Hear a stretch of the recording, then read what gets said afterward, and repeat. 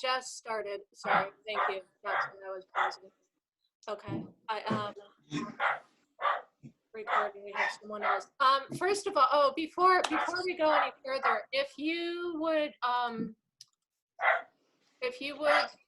mute, if everybody would mute for while they're talking, that would be really helpful, so that we don't hear people's dogs and the trash man and all of that. That would be super helpful. Thank you.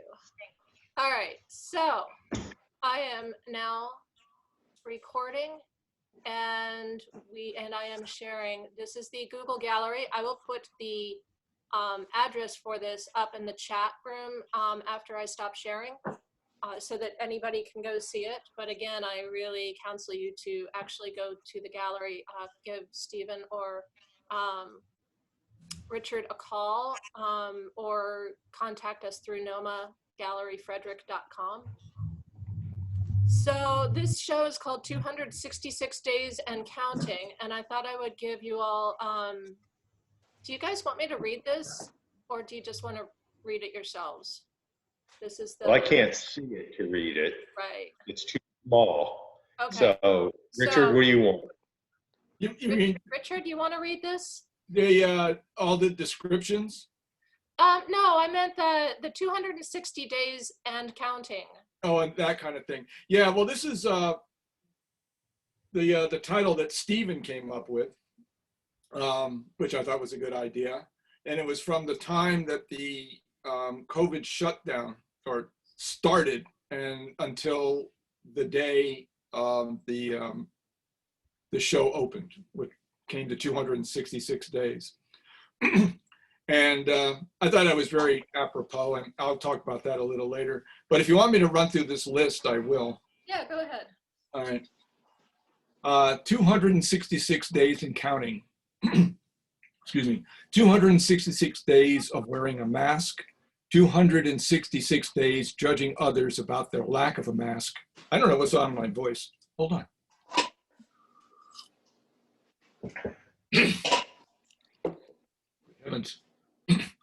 266 days that inspire creativity. 266 days worrying about flying, pumping gas, public restrooms, supermarkets, and restaurants. 266 days of going into the studio at least 25% of the time. 266 days of missing friends and family. 266 days of using the virus as an excuse not to do things I didn't want to do. 266 days of walking 5 miles or more a day at the time of this writing. That's Stephen only. 266 days of no art openings. 266 days not caring about sports. 266 days where 6 feet doesn't seem far enough. 266 days of repurposing old artwork. 266 days of making without planning. 266 days of planning without making. 266 days of wondering how much is too much. 266 days of virtual school, Zoom meetings, and social distancing. 266 days of trying to find binge-worthy television to watch. 266 days of collecting cat food cans for an art piece. 266 days of looking without seeing. 266 days and counting. Nice. And that's our artist statement, I think, or description. All right, so Stephen, this is Yes. This is your work. Basically, This is the one with the masks. yes, and you It's titled it. called. Okay, my screen has gone blank. Really? Yes. That's a problem. Yeah. Did you see it before with the when I was doing this 266 days? Yeah, I saw all of that, and then you clicked on the picture, and then it went blank. There we go. It's back up. Okay. I had to log in again. Oh. This piece is called Working Man Collective. And I started, everybody can hear me all right? Oh, yeah. Okay, so I started making these men as a response to two things. One was the students that I work with and the types of jobs that many of them are going to have. I started a business a number of years back, and we do a lot of landscaping, and we do cleaning, and we do moving of people, and we have climbed up. Don't tell anybody at FCPS, but I've let my kids climb up on ladders so they can clean out gutters for people in the fall. So all the tools that are represented in the piece with the figures that are carrying them are things that we use in our jobs. And for those of you who know what I do, I teach kids with intellectual disabilities. So they are not getting high school diplomas, but what they will be able to do, I think, with the right training and the right supports, be able to do jobs that require that they be able to do manual labor and that they be able to follow directions and ask, what can I do next? So that's where these images basically came from. Now they're all images of me carrying tools, and initially it was walking away, because that was kind of in the back of my mind. I always had this idea of this fantasy, if you will, of being able to just get up and walk away from whatever it was that I didn't feel like doing anymore. So far, I've stayed put.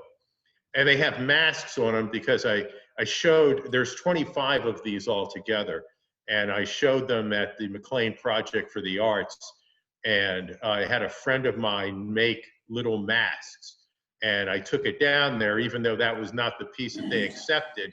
When I asked them if I could put the masks on the piece, they said, that's a great idea. So I'm now masking them up because I don't want them to catch anything. There you go. Yeah. Any questions? All right.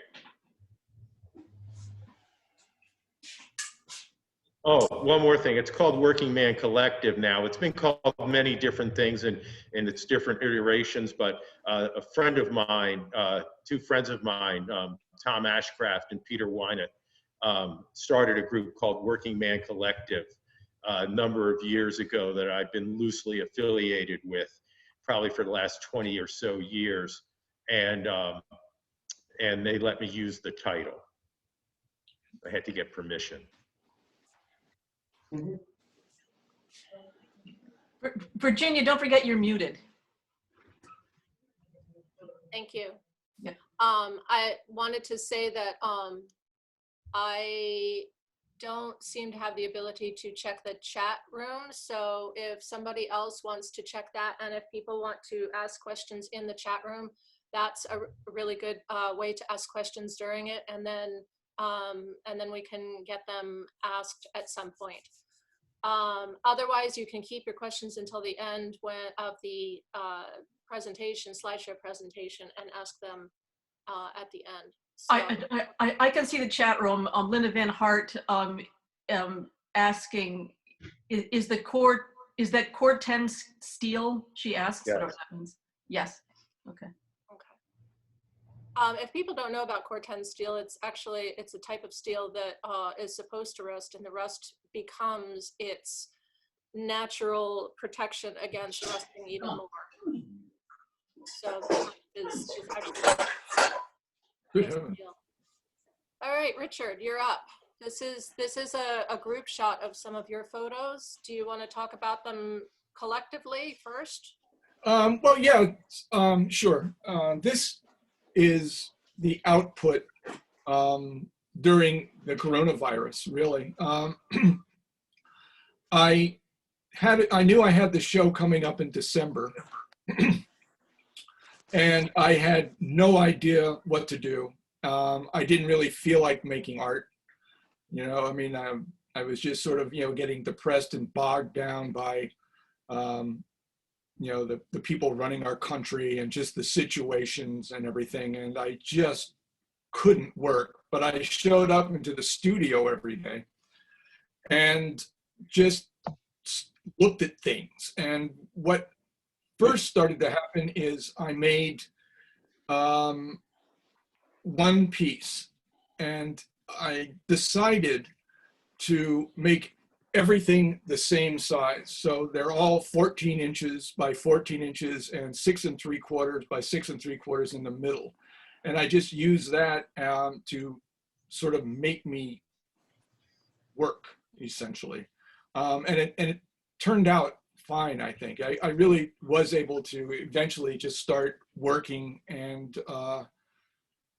making things, but there was no plan, there was no idea of a theme, there was nothing like that, and in fact, there was very little planning to any of the pieces, period. It was all just going into the studio and making, and the thinking part was very minor, which is very unusual for me because I usually work in video installations, and it's all planning, and it's all worked out in advance. And so this was a real pleasure just to be able to go in and make stuff, and so that's what it is. Cool. Do you want to talk about the ones that have the QR code? Because I see some of them have QR codes, and we'll be checking that out in detail later. But did you want to talk about why you did QR codes for some of them? Yeah. Those little squares to the right of some of the pieces are little QR codes, and if you have a QR code reader on your phone, you could click on these and they will play a video that's accompanying the piece. So, I mean, the lower right-hand corner with the trees is one of the versions of That's Better. And you click on that and that plays a video of That's Better. And so on. I have Gene Davis on the Moon. There's Lawn Kitty. So we'll talk about Lawn Kitty, that one, and That's Better, because we have the videos that are connected to those, so you can see what I'm talking about when we get to the individual pieces. Okay. This is interesting because Stephen is actually sitting currently right in front of the piece to the right, but this has both of your pieces in it. I don't know whether you guys want to talk about these two pieces. I think actually the one on the left, Richard, we show more in detail later. Mm-hmm. And we may even show both of them actually. So yeah, that's another version of That's Better. And it's working with the themes that I used to work with a lot more, which was order and chaos. Chaos turning into order. And so it's chaos at the top and it's forming, and then there's rules and everything. And the QR code is cut out using a laser cutter. And it actually reads, it actually plays if you aimed your phone at it. Right. Okay. Stephen, I think this one is seen, we see it later, but why don't you give us a talk about this one? This is cool. This piece is, I think, called Void Grouping. I'm not sure. You know what? Let me get the list, because I don't well, remember. You have it as void. You have it as void on the gallery. Oh, it's just called Void? Yeah. Okay, Void. So when cutting out the pieces with the plasma cam, these figures, obviously the negatives were left. And I started to respond to those. I've just lost my image again. Hold on.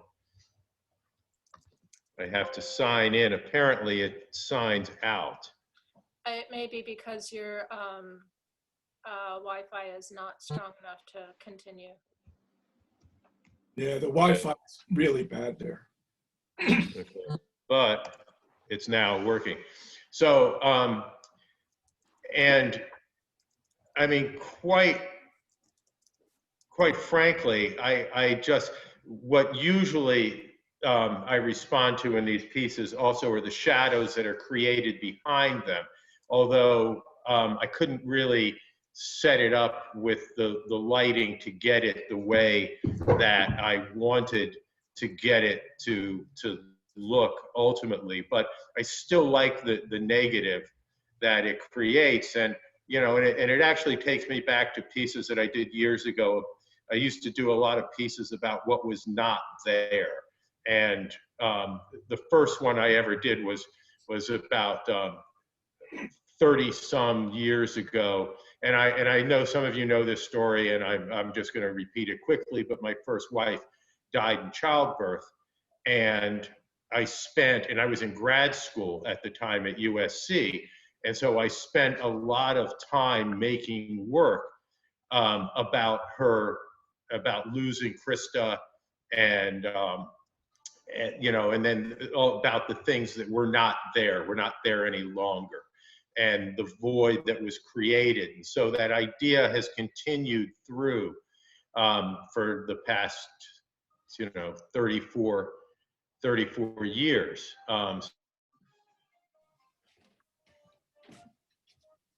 That happened, and I still respond to the images. And again, it's of me walking away. Feeling had started was, you know, 34 years ago, about the idea of just walking away, although I couldn't at that time because I had a baby who's now 34 years old and will soon be taking care of me, I hope. So that's really about all there is to say about that. Okay. How about broken wood and nails that are made out of the nails? This piece was an attempt to replicate a piece that I had made about 15 years ago, in which here, let me get this. Obviously not prepared for this.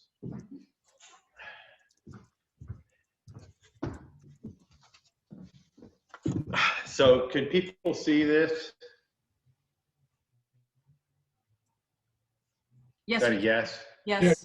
Okay. So this piece here contained something like 35,754 nails, and I know because I counted them as not individually, but I counted them by the boxes that they came in. You know, the box of nails contains 80 nails, and so I would mark that off on my studio wall. This piece was 8 feet tall and 4 feet across. It was on a full sheet of plywood. Anyway, so it fell apart because it sat outside my studio for 15 years. I showed it once, and it was so heavy and so unwieldy and such a pain in the ass to move that I just let it sit outside my studio, where over the years the weather just destroyed it. So I wanted to recreate the piece, but in a smaller format. And that's what this piece is. And I can't remember how many nails are in this. It's 3,500 and some, I think, which, and I like counting, if that's not apparent. And I like grids. So I actually really struggled with this piece because I got the figure down, and then I had the rest of this board that it was on that I didn't know what to do with. So when stuck, you know, why not, you know, inlay a grid? And that will give it some sort of order, which is what I felt like. And then I put a shelf in there because I had a lot of empty space that I needed to activate in some way. So I thought, oh, a shelf will work. And then I found I have all these little figures in bottles. And I chose that one because that seemed to be the consensus of most of the people that saw the piece before I showed it.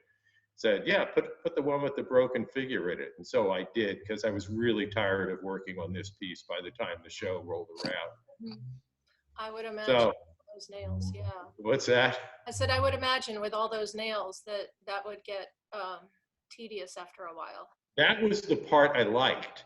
Mm. It was, I liked going into my studio and sitting at my work table and knowing what it was that was ahead of me for the next however long I could stand to be in there.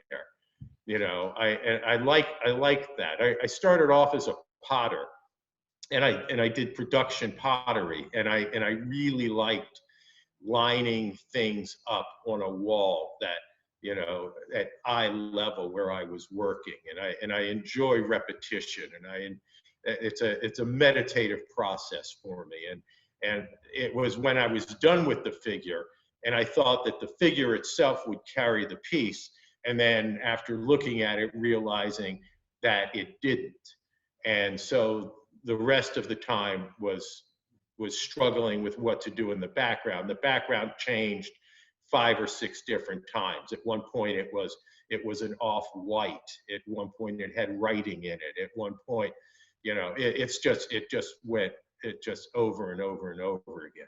So it was a struggle. But I'm pretty happy with how it turned out. So. Well, and this one, where reason ends and faith begins, it seems in a way similar with the nails and stuff. Well, so where reason ends and faith begins, when this piece fell apart, and it was on the side of my studio, and I was loading the pieces into the truck, where reason ends and faith begins literally was one of the sections of this piece that came out of the detritus. I mean, that came out looking just like this. And it's, I don't know, I think it's about 7 feet tall.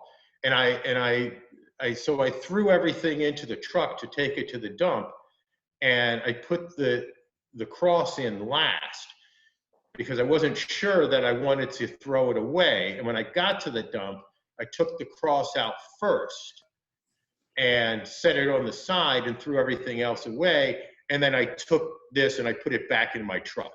And I thought, boy, there's something about this piece that I'm responding to. So I drove to a parking lot in downtown Frederick, and I called Brian Slagle, and I said, Brian, come and look at this.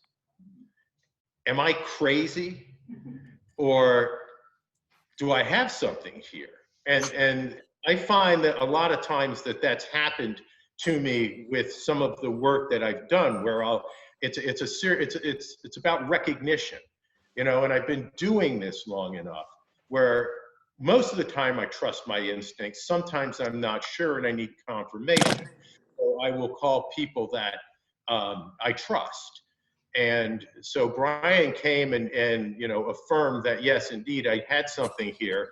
So I took it back to my studio and I set it on the floor. I leaned it up against a window and looked at it for months and months and months. And then trying to decide what to call it became really the overriding concern that I had, because it came from an image of me, a figure of me, and it's a crucifix, and I'm Jewish, and my mother thinks I walk on water. I wanted to call it Stephen Michael Christ, but most everybody that I know who has a religious nature, a religious bent, said that was too offensive. So I went to, well, except for Phyllis. Phyllis thought that was a great title, but we all know Phyllis. So I went to a friend of mine.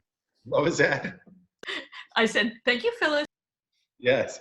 I went to a friend of mine, Gabe. Some of you guys have met Gabe. He's been to a number of my shows, and he's very smart, and he's very involved. Okay, am I still being heard?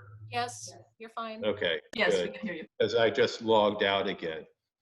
And he said that I should call it "Where Reason Ends, Faith Begins." My password is incorrect that I just tried to put in. Okay, so, and that's from Kierkegaard's, there we go. And that's from Kierkegaard's Fear and Trembling. And so he said that that was probably a more politically correct title to use. And I think that it also works well with the imagery too. So, you know, the idea that where reason ends, this emerged out of this piece that was my figure. And, you know, and it seems to me sometimes that that's where faith comes from, you know, is something that is happenstance, something that that just appeared, and it had no real explanation behind it. So I really like this piece too. I'm very happy with it, and it's a remnant of the insanity that was the 35,000 nail piece that I spent months and months and months on in my studio. You know, needed 7 people to help carry it out of there. So that's about all I have to say about that. You know something, if I may, Yes. when I first saw this piece in the gallery, it reminded me of a swarm of bees, Uh-huh. which I think Yeah, which I think is really interesting, because that's with the cross shape and like a crucifix and Christianity, you know, and masses of people going to share their faith together and things like that. It's just kind of an interesting connection that I made. Mm-hmm. Yeah. Yeah, I like that. Yeah, and I like that that I didn't place the nails where they are. They just emerged that way. And it spoke to me of a body. And then immediately, think of the body of Christ. And then obviously the nails and the crucifix. And you can't help but, for me, I feel like I'm honoring that idea. Even though I'd still like to call it Stephen Michael Christ. In your mind it is. It's In your mind. Yes. Okay, is this all me? We're gonna do me and then Richard? Yeah, that's the way it's set up. So yes. Okay. So you're on in pieces. This piece in the corner, this is in the window area of the gallery, and it has a light that turns on the inside of it, which illuminates a face of one of my students from actually when I taught in PG County. I was teaching art, and the kids I was working with then were emotionally disturbed, and most of them they were adjudicated, and they were there because they really had no other place to be. And I cast all the faces of all the students in the school, and that were, I don't know how many there were, maybe 160 kids in the school. And then I took those faces, and on around 9/11, did a labyrinth in the woods with my students. We took those castings and we made 3,000 faces out of those castings, and then laid out a labyrinth in the woods. And the piece that's in here I kept for years, and the student's name was Duran, and he had been shot, and years ago, and it may still go on, I was more involved at the time, but one of the things that would happen in gang violence was you would shoot somebody in their lower back, not to kill them, but to paralyze them. And because of his brother's gang involvement, Duran had been shot in the back. And I remembered going to visit him in the hospital in Baltimore on a few occasions. And he ultimately made it through and was not paralyzed. But the name of the piece is called Duran in Pieces. And it's just something that I spent a lot of time with. I think I showed it once. I don't remember when, but it was just another significant time in my life and with the population that I worked with. A lot of my work comes from the students that I've spent time with. I find them to be, and their life stories to be very inspirational. And then I steal their ideas. As a good artist does. So is that the last one of yours? Nope, nope. Oh, there we There go. you go. There's, okay, so I have 4 cats that live in my house, and I have 2 cats that sort of live in my studio. And so I started collecting cat food cans on March 13th, thinking that I was going to, do something with them. And so, as you can imagine, I collected about 6 cans a day. Well, a little more a day. So I ended up with, thousands of cans that I now have in trash cans scattered about my property. And I decided that what I was going to do was I took some of I took 266 cans out and found this plexiglass container at the Restore.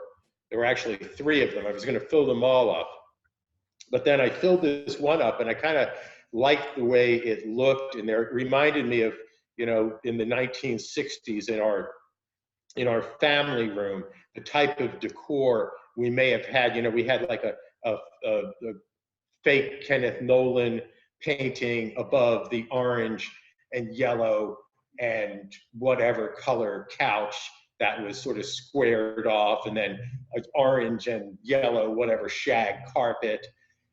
And it just hit me at that point that I think this is good enough. What? So, I think we have and so this is just, it's kind of a fun piece for me, 266 cans, and I couldn't believe how perfectly they fit into this container. It does look like it was made for it. So I still have another couple thousand cans that I don't know what I'm going to do with, but most of you know me and my relationship to cans of sorts. I collected 1,000 paint cans to do my paint can pieces. And what I may do is take the rest of them and put them on my driveway and just run over them with my truck and see what I can get out of that. It looks like it might be a big cat food can quilt, but we'll see. That's it. Any questions?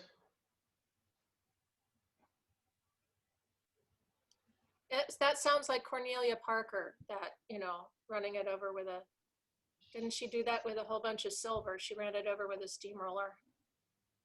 I don't know Cornelia Parker. Now I'm gonna have to look it up. Yeah, Cornelia Parker. Yeah, she was really good. And then there's the piece that you have behind you.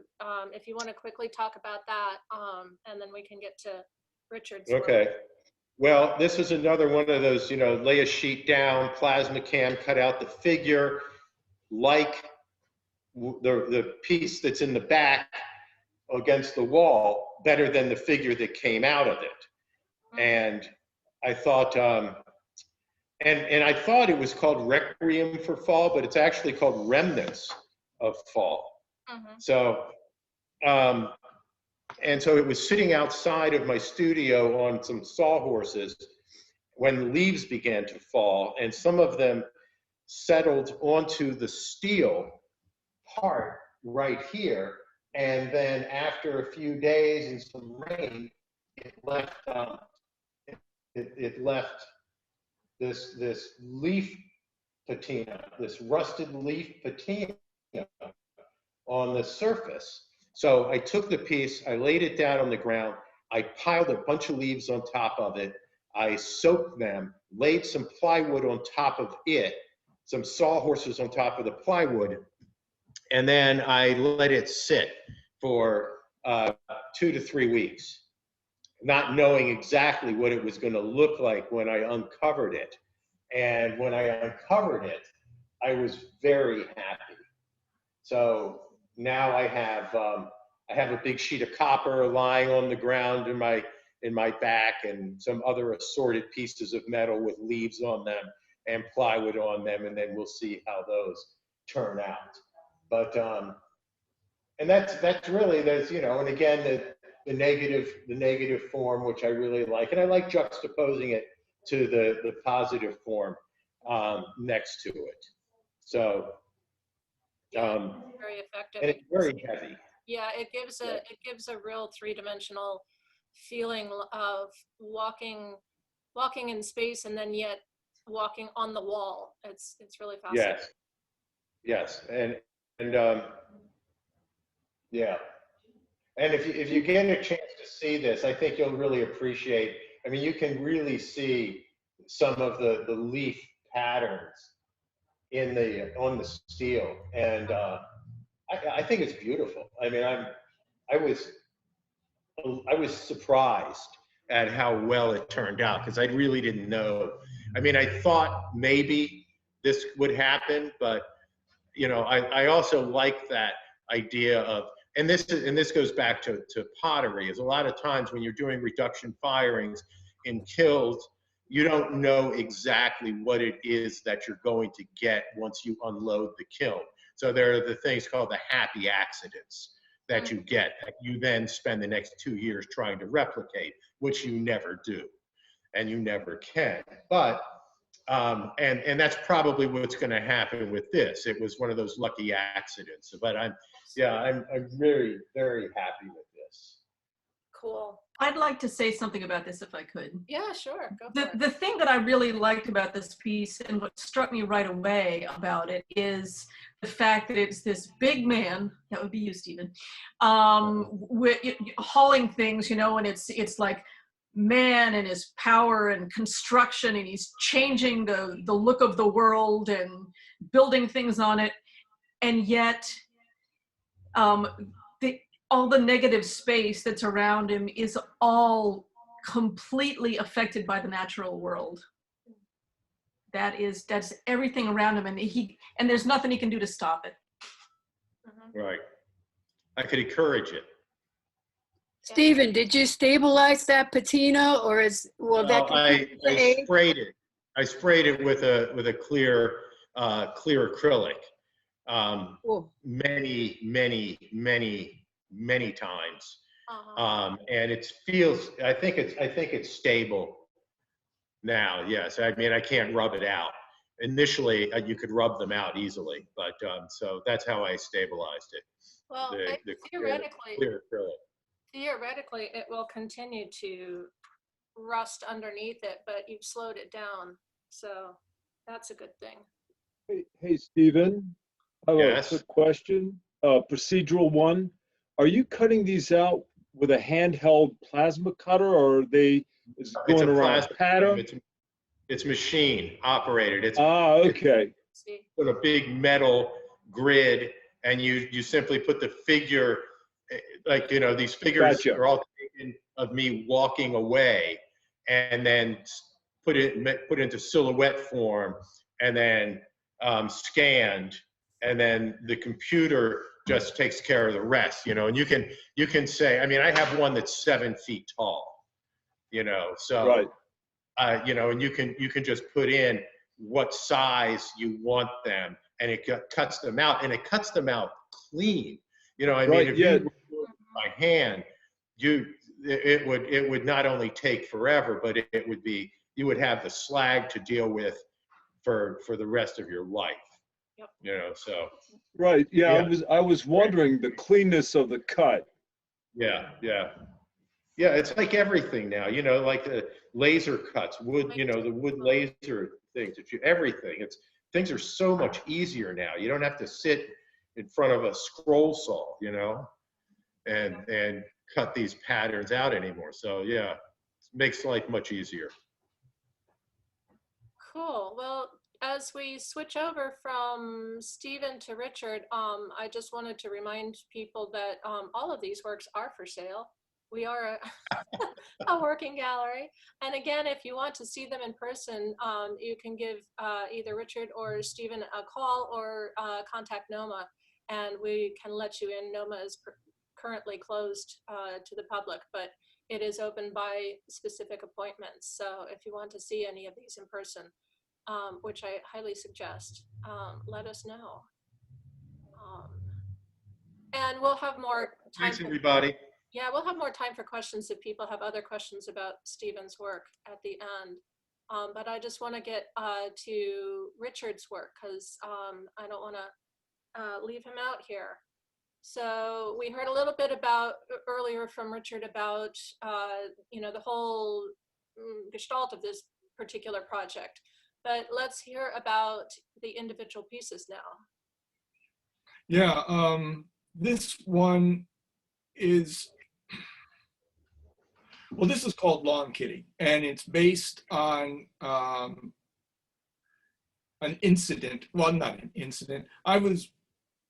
We were on vacation at Chincoteague with Caroline and her sister and husband, and I came out one day and Caroline and her sister were making shadow eyeballs on the lawn below, and they were all choreographed. It's like they'd done it 100 times. And I said, "Hold on a second," and I ran and got my video camera and I filmed the shadows on the grass. And then later, I came home and made a video of that. There's a QR code attached to this, and you can play that and see it.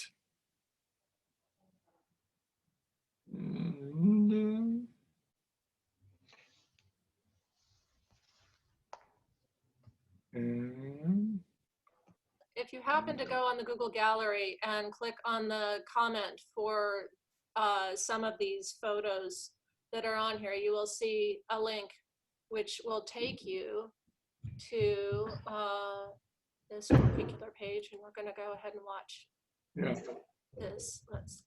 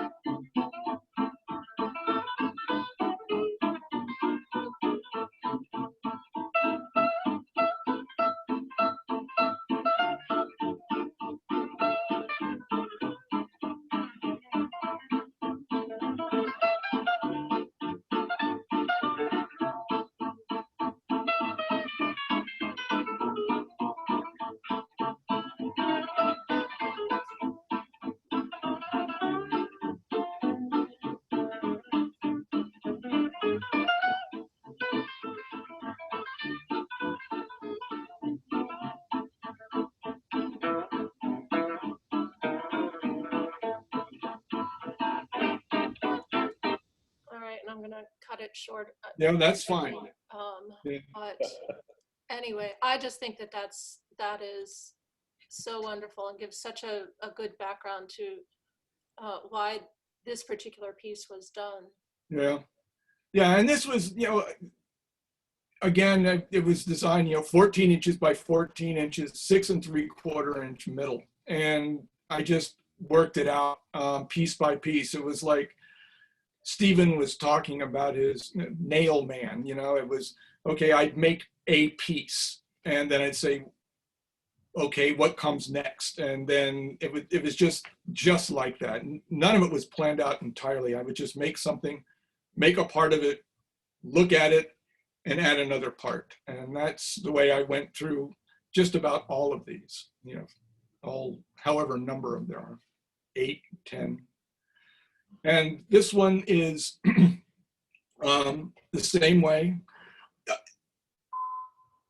I originally intended to make everything bas relief. I was going to carve it in clay and then cast it. And that was a way of, well, just like the proportions that I kept all the same. I was going to make it all the same materials. But I gave up on that idea for a number of reasons. One of the major reasons, I wasn't very good at it. And so it was more fun just to make pieces. So instead of just drawing or painting things, everything is sort of cut out and and applied. This is made out of wood and cardboard and painted and everything. And it was just the making of things is what I was going for, and that was a lot of fun. This one also has a QR code to it. Its title is "That's Better: 5 Views of Improved Nature," and if you click on it, this is what you get.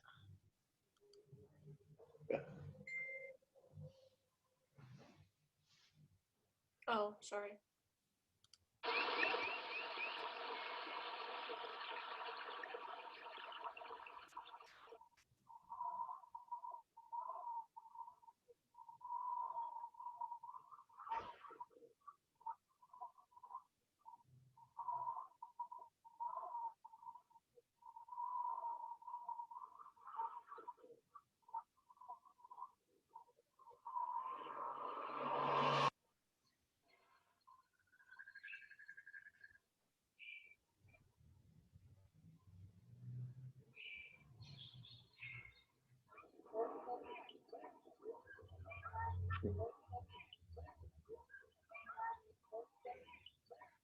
it's Caroline playing golf down there in the lower right-hand corner. So, thank you, Caroline.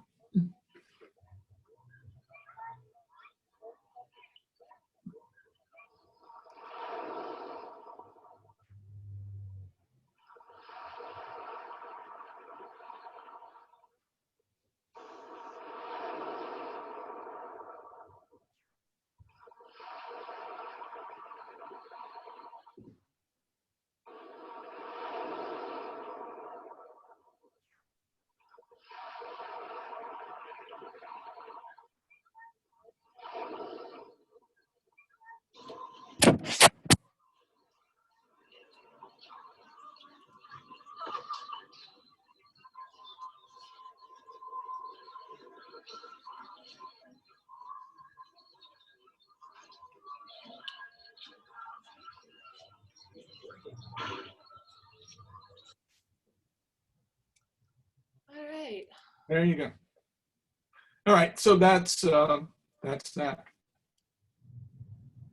This one has its own QR code. Yeah, this is the one that was cut out with a laser cutter, and that QR code in the middle. We'll play the video you just saw. This was the QR version of That's Better. The That's Better Order Chaos. Yeah. Now this was fun. To make myself work, like I said, I just made everything the same size, the same scale. But this was a little different.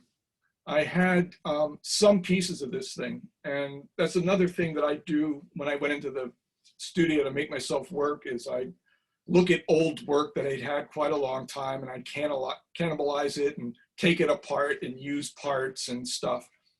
And so I had one of the elements that tall thing in a couple of different sculptures.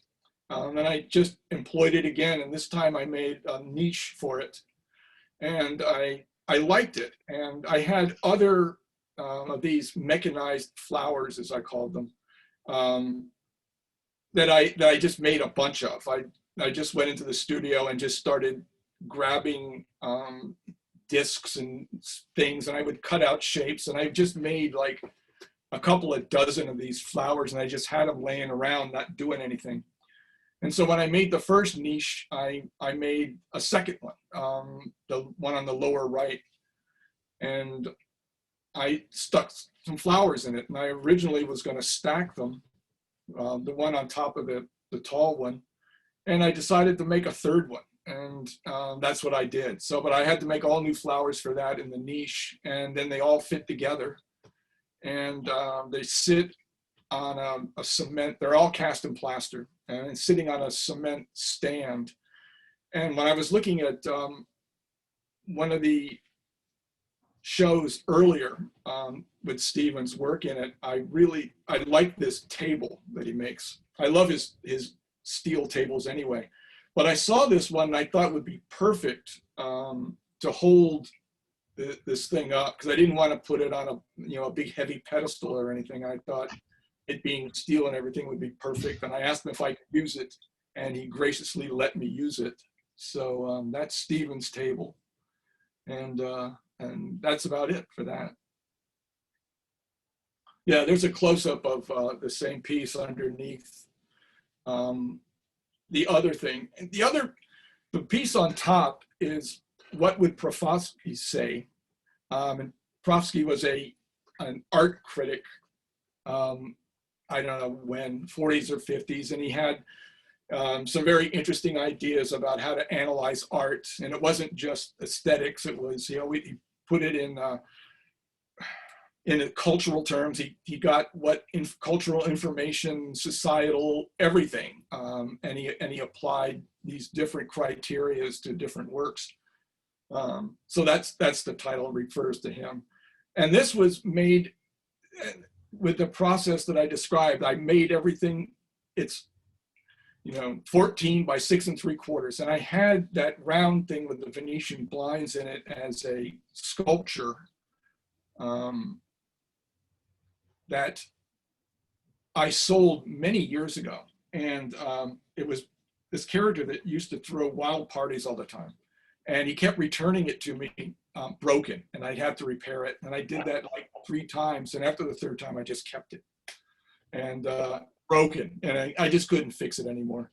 And so that round thing is off of that. And so I was just laying it, looking at it, wondering what to do. And I remembered some other paintings I did. So I went and sort of copied some of the shapes, which is in the upper left. I like the way that I painted it long ago. There's lots of colors, and it's just sort of built up on layers, and things were colored and then painted over and everything. And so I had those 2 things next to each other. And then I was just looking at that, not knowing what to do. And I had a big jar of broken plaster of Paris bits that I had left over, because I'd mixed huge amounts of plaster of Paris to make those niches. And I made them in big buckets. And when they dried, I just break them off, and they're all smooth because they clung to the inside of the bucket and everything. So I just laid these 2 things out, then started laying the pieces together like a puzzle. And I like that. But then, because I thought, well, would they go in a line? Would they just go vertically or horizontally? And what I decided to do was just make a 4th, square, which is what I did. I just made up shapes, to sort of match the other ones. And the only thing in it is, that's a real code, is in the lower right-hand corner is Morse code for RS. And so that's that. And in the background, and all of the pieces, besides they're all the same size, they're all sealed in encaustic. So they all have that really nice, patina, not patina, that real nice feel and look. I really like it. And thanks, Jim Roberts. He's the one that showed me how to do the acoustic. This one is what really happened to the dinosaurs. This is another piece that I made years ago and took apart and repurposed and sort of redesigned and made it into like a diorama out of a museum. And there's a little description of what you're looking at, just like a diorama. And that was just fun to make. And so there it is. This one's a little different than the others. It's 14 by 14 and the same size middle, but it's much thicker. Yeah, that's it. That's all I have for that. Yeah, and this again is an older piece that I have. It's Gene Davis on the Moon. And the picture in the middle is graphite drawing, and it's overlaid with painted acetate. And it's sort of a satirical version of Gene Davis's painting the street in front of the Philadelphia Museum way back in the 60s or 70s. And I made a video to go along with this as well. It's called Gene Davis on the Moon. It was done like a real documentary with background information, and I have him on the moon painting his stripes and doing everything. And he's known as the first artist in space. And there's there's a mile-long Gene Davis on the Moon, according to this documentary, and that was fun to make. Yeah, and that again is down in the comments corner, so you can, if you click on that, the link will be there for that video. Yeah. Yeah, and this was, again, a sightseeing in Aleppo. And it's the same size, 14 by 14. There's a map of Aleppo with circles on it, which are, indicate where different bombings and things happen. And the figures in the middle are a remake, a scaled down remake of a piece that I had made earlier. And this was one of the first of the series that I made. And it's one of the ones that sort of dictated the size that it was going to be. All right. And that's it.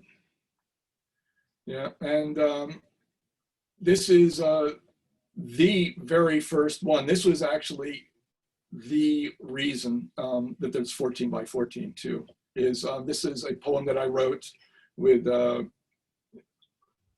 foreshortened or whatever you call that. So you get a lot of depth with no depth at all. And yeah, that came out pretty well. And again, that's covered with encaustic as well. Yeah, this is virtue. This is a little painting, and it's using leftover pieces from other sculptures. The curtains are from something else. The thing was originally designed to be an enamel pin, that design-wise, and I had it for like 15, 20 years, and I decided just to throw it in one of my boxes, and so that's what it is. And the background is another laser cutout. That was all, just done on a piece of plywood. So. And I'd like to say one thing about that. If you can see me, you can see behind me the thing that I'm pointing to. That's a great big painting behind me in our house. Richard and I live together. Is the original version of Virtue. Of Virtue, yeah. But that's the man and the woman and they're with the halos and everything. Anyway. Yeah, and he has his hand down her shirt. So, okay, this is a piece that again, it was just sort of cobbled together. I mean, after one thing is made, that centerpiece I had designed long ago, but just never made it. It's, you know, it's just all bits of war. There's, you know, there's a drone and a landmine, and, you know, and sights and bombs and AK-47s and a blown off limb. And so I made that. And this was, remember when I said that I was originally going to make everything bas relief? Well, this was the first bas relief thing that I did. And it was a real pain in the neck, but I think it came out pretty well. And then once that was finished, it had to go inside the box. And so I was wondering what to do. And so what I went on internet, and I found illustrations or drawings of Syrian children, refugee children. And these are replicas of what they drew, you know, and just the trauma, you know, that they suffered. And so I used that as the sort of the wallpaper around my war motif thing in the middle. And that has the QR code on it. I was originally going to put the QR code on all of them, but I decided not to. And but then, because it's sealed in a caustic and everything, it would have done more harm than good to get it off. So I just left it on this one. So you can, it's also readable if you look at the presentation. Well, that takes us to the end of the whole show here, at least the gallery that's online. Mhm. And I'm gonna stop sharing, and so that people can see each other if you want. And I am opening up to questions. You can either ask them, you know, just unmute yourself and ask them, or go ahead and put it into chat and we will get the questions answered. I personally think it was really cool to see both of them together and to hear your talks, because I felt like the process was so important to both of you, for how each piece came together and why, and what your thought process was with it. And that's always amazing to me. You know, what do people think about when they're making something? So that seemed to be amazing to me. Does anybody else have anything to add or questions? Virginia, are you able to see the chat thing now? I am. Okay. So I'll leave that in your hands then. Okay, thank you. No, you're right. The process for me was everything. I mean, Mhm. it was really just the making, and it was just figuring every piece out just like that. Okay, I have this one part. What comes next? And it was like that for everyone. So. Mhm. We do have a comment from Mephibosheth. It says, I would like to say that for Kierkegaard, faith was an act of pure unreason or passionate godly love. One should commit to faith in spite of logical contemplation. This is the true meaning of where reason ends, faith begins. That sounds like Gabe. I wouldn't know. All right. Richard, what was the critic you mentioned earlier? I didn't catch that name. Oh, Brofsky. B-R-O? F-S-K-Y. I think it starts with a P as in pickle, yes? Oh. Brofsky. Thanks. That may be spelled on the gallery. Okay. What did you use for that little bas relief, the last one we saw? What was that material? Okay, it's not a real bas relief. What I did is I formed things out of clay and then cast them in plaster, and then so I could keep sanding them and refining them and getting smoother and smoother and smoother. So they're all plaster essentially eventually. And is it the same for the flowers in the niches? Niches? No, the niches. I always call that niches, but you know. No, those are just wood and wire and stuff. I have, from many years ago, I have hundreds and hundreds of wooden nickels and wooden $50. So there are these perfect little discs. And so I used a lot of those, cut those up, and then, you know, just cut shapes and things. I would actually make shapes and then figure out what to do with them.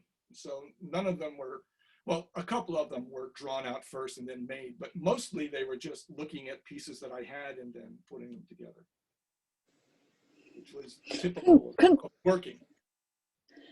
Congratulations on a brilliant show, both of you. Thanks. Yeah, that's great. Any other questions or comments? I'd like to say what a pleasure it was working with Richard. You know, it was very easy. I think the most difficult thing we had to deal with was, you know, where we were going to eat and what we were going to eat. Yeah. And I think we ultimately decided that we would eat outside, and that worked out pretty well. So you guys, I mean, this show is up, and I have to say, I totally understand this because it happened to my show. It kind of, in a way, is ironic, 266 days of counting, and that it's about the COVID virus, and all of a sudden, the gallery is closed. You know, it's like, right. it reappeared, you know. So how does that feel, that you know, your show is about COVID and COVID is about your show? I mean, it's kind of an odd juxtaposition. It's nice to get the pieces out of the studio and set them up so you can look at them, regardless of whether or not the space is open. At least that's how I feel about it. I did miss, and I do miss, I like openings, and I like, you know, I like seeing people there, and so I miss that part. But I feel fine about it. And the piece in the center here, these figures have to go to another show in January. So I'll be able to start emptying it out sooner than the end of January. All right. Well, of course, the Google gallery will be up, you know, pretty much forever. So people can always see the works there, but it is so much better, especially with the three-dimensionality of your works, that, you know, to see them in person. And the gallery hopefully will reopen you know, as soon as we can get it open. And so, you know, we will be able to see some of it then too. Yeah. Any other questions or comments? No, thanks, Virginia. Oh, Yeah, Virginia, welcome. thanks a lot. Thank you, Virginia. Yes, thanks. You're welcome. Hey, Good to see everybody. Thanks for joining all of you. That's great. I think this is the most people we've had, and so I think these are growing, and this is great. We will have a cool one next month, but I can't tell you anything about it because I don't know anything yet. We have to design it and see what it's going to be, but I think it's going to be an awesome one next month. So keep your eyes out for it. Hey, Charles. Sir. Just saying, hey, Charles. Hi, everybody. Hey, Charles. Charlie, by the way, our pal Charlie does one of the voices, or a couple of the voices in one of the videos in the Gene Davis on the Moon. Charlie is the you interview Richard as a NASA guy. It seems to me. Don't you? Oh, I forgot about that. I thought I was fired from that job. Oh no, that's you. Okay. That's your voice. Charlie, is that a I didn't make COVID the, beard? didn't make the narrator audition is the problem. That's what You didn't get paid, I guess. It's because you do nerdy so well, Charlie. Hey, now that's not very nice. You take that back. I think I'm the only non-artist in this group of 12 here. Is that true? No, I'm one too. Oh, that's Two. Oh, really? That's news to me. Is that a recent decision? Yeah. Now, Stephen Dobbin. Yes, Carol. I thought that. I feel like I'm about to be chastised for something. Stephen Dobbin, why you? Stephen, let me get my wooden spoon and I'll chase you around the kitchen. Say his middle name. That'll do it. I thought that your show, you know, the in the room that you're sitting in now at NOMA was going to stay up for a few months until we open the gallery again. Then people could see it for a couple more weeks. I will replace the piece in the middle, but I got into I mean, not knowing that this was going to be here in January, I had applied to the Washington County Museum, and I got in there with the full complement of figures. So I have to, by January something, I have to move the pieces to Washington County Museum. And I'll put something in its place. I have a smaller version of this, actually, that the sawhorse and table that it's on is not going. So I'll just take these off and put the smaller ones on. Right. So the space will remain pretty much as it is. But Right. You do have all those cat food cans too, right? Yes, I think yes. Anybody want any cat food cans? They're all cleaned out. It'd be great to mix paint in and stuff, you know, lots and lots of paint. Candles, you pour wax into it, make candles. Oh yeah, very nice. Ooh, that'd be a nice smell. Yeah. You could make a vest out of it, wear a little cat food can vest. Actually, that's a pretty good Never idea. would have thought of that, but okay. Okay. I'm serious. You do have to look up Cornelia Parker, because she did. I mean, she literally took a whole bunch of silver plate, you know, platters and all of that, and just ran over them with a steamroller, and that was her installation. So, and then she hung them from the ceiling from fishing lines, and they were all just down at the bottom of the, you know, towards the floor. It was really cool. What's her last name? Parker. Cornelia Parker. She's a British woman. She's a British woman that does installation work. Yeah. She did a piece called An Exploded Tool Shed. So she had the British military blow up a little tool shed, and then she reassembled it and hung it down, had a light in it. She's very, very interesting artist. Very cool stuff. Mhm. Cornelia Parker. Yeah, I'm looking at her stuff right now, actually. Yeah. Oh, sorry. So, Anyway. All right. well, thank you everybody for coming, and hopefully we'll see you again next month. Or before. Thank All you, right. Virginia, for hosting It this. was swell. Thank you. Have a great Great show. Thank you. Yeah, great show, gentlemen. Thank you.